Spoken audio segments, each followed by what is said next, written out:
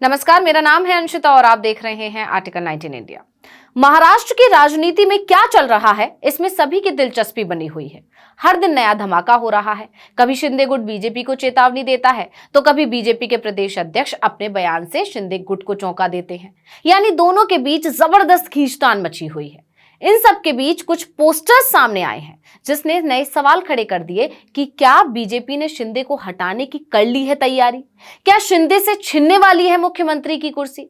अब आप सोच रहे होंगे कि इन पोस्टर्स में ऐसा क्या है जिससे शिंदे की कुर्सी पर संकट के बादल मंडराने लगे हैं। तो बता दें कि अलग अलग जगह पर लगे इन पोस्टर्स ने शिंदे गुट की चिंता बढ़ा दी है, क्योंकि पोस्टर्स पर देवेंद्र फडणवीस, अजीत पवार को भावी मुख्यमंत्री बताया गया है। आप जानते ही हैं कि इन दिनों शिंदे गुट और बीजेपी के बीच सब कुछ ठीक नहीं चल रहा है। अब इस सियासी उठापटक के बीच ऐसे पोस्टर्स लगना कई संकेत दे रहा है। साल 2022 में भले ही शिंदे ने बीजेपी के साथ हाथ मिलाकर मुख्यमंत्री की कुर्सी अपने नाम कर ली, लेकिन अब शिंदे को वही कुर्सी छीनने का डर सता रहा है। यही वजह थी कि पिछले दिनों शिंदे गुट ने बीजेपी को चेतावनी भी दी थी। अब शिंदे का ये डर तब ज्यादा बढ़ गया जब ऐसे पोस्टर्स लगे जिन पर कहीं देवेंद्र फडणवीस तो कहीं अजीत पवार को भावी मुख्यमंत्री बताया गया। अब पोस्टर्स को लेकर तो भले ही बीजेपी ये कहती दिख रही है कि ये सब सिर्फ कार्यकर्ताओं की भावना और उत्साह है, उससे ज्यादा कुछ नहीं है, लेकिन पार्टी अपने अध्यक्ष के बयान पर क्या कहेगी? दरअसल चंद्रशेखर बावनकुले ने कह दिया कि देवेंद्र फडणवीस को सीएम बनाने की पैरवी की है। उन्होंने कहा कि बीजेपी कार्यकर्ता चाहते हैं कि देवेंद्र फडणवीस को मुख्यमंत्री होना चाहिए, लेकिन आज की असलियत यह है कि आज सीएम एकनाथ शिंदे हैं। ऐसे में शिंदे हमारे नेता हैं। यानी प्रदेश अध्यक्ष के बयान से संकेत मिल रहे हैं कि अंदर ही अंदर कुछ तो खिचड़ी पक रही है और शिंदे गुट को दरकिनार करने की तैयारी चल रही है। जगह जगह लगे पोस्टर्स भी इसी तरफ इशारा कर रहे हैं। बता दें कि अभी हाल ही में नागपुर में ऐसे पोस्टर्स लगाए गए थे जिस पर देवेंद्र फडणवीस को मुख्यमंत्री बताया गया था। इसके अलावा एनसीपी कार्यकर्ता पूरे राज्य में अजीत पवार के भावी मुख्यमंत्री बनने के पोस्टर्स लगा रहे हैं। यानी कहा जा सकता है कि एक शिंदे की कुर्सी पर कई लोगों की नजर है।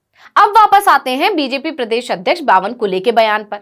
उनके बयान ने कहानी में नया ट्विस्ट ला दिया। बावनकुले कह रहे हैं कि देवेंद्र फडणवीस को सीएम बनाने की पैरवी की है।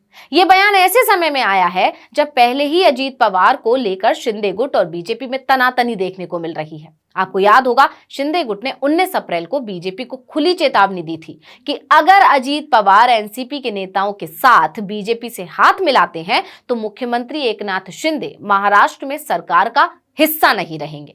शिंदे गुट की इस चेतावनी ने महाराष्ट्र की सियासत में नया भूचाल ला दिया था।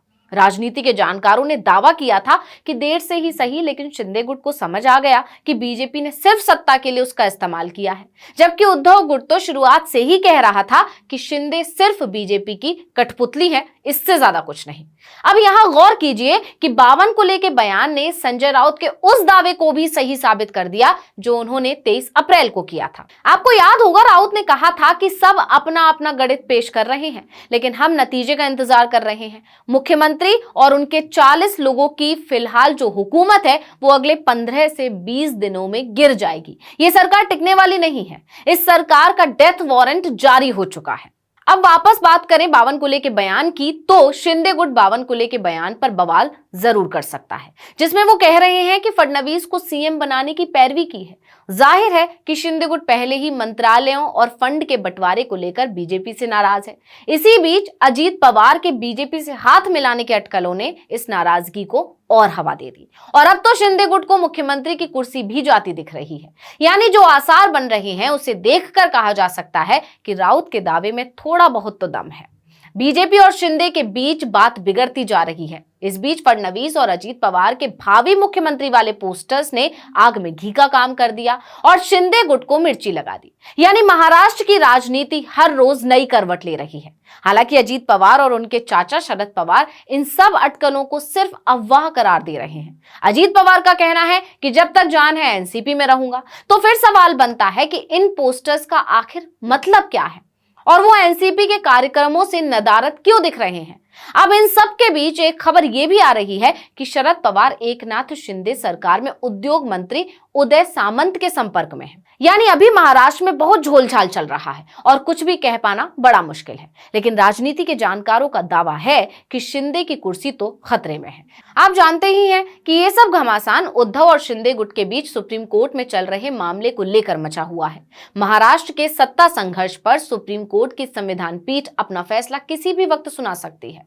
अगर कोर्ट का फैसला सीएम शिंदे के पक्ष में नहीं आया तो उनकी कुर्सी जाना तय है। अगर शिंदे गुट केस हार जाता है तो 16 विधायक सदस्यता खो बैठेंगे। उस स्थिति में बीजेपी फंस जाएगी। ऐसे में अगर अजीत एनसीपी के 40 विधायकों के साथ बीजेपी के साथ आ जाते हैं तो सरकार बच सकती है। अब बीजेपी की इस पूरी प्लानिंग को शिंदे गुट ने भांप लिया है और अपने साथ हुए खेल को समझ लिया है, जिसकी वजह से शिंदे गुट ने चेतावनी भी दी थी। लेकिन अब इन पोस्टर्स और 52 को लेकर बयान ने तो सियासत को किसी और ही दिशा में मोड़ दिया है। इस वीडियो में इतना ही। आपसे अनुरोध है कि YouTube पर हमारे चैनल आर्टिकल 19 इंडिया को सब्सक्राइब कीजिए, फेसबुक पर लाइक कीजिए और कमेंट करके बताइए आपको हमारा ये वीडियो कैसा लगा। आने वाले दिनों में हम और किन मुद्दों पर वीडियो बनाएं ये भी जरूर बताइएगा। ट्विटर हैंडल है आर्टिकल 19 _ इंडिया, इसको भी फॉलो कर लीजिए। नमस्कार।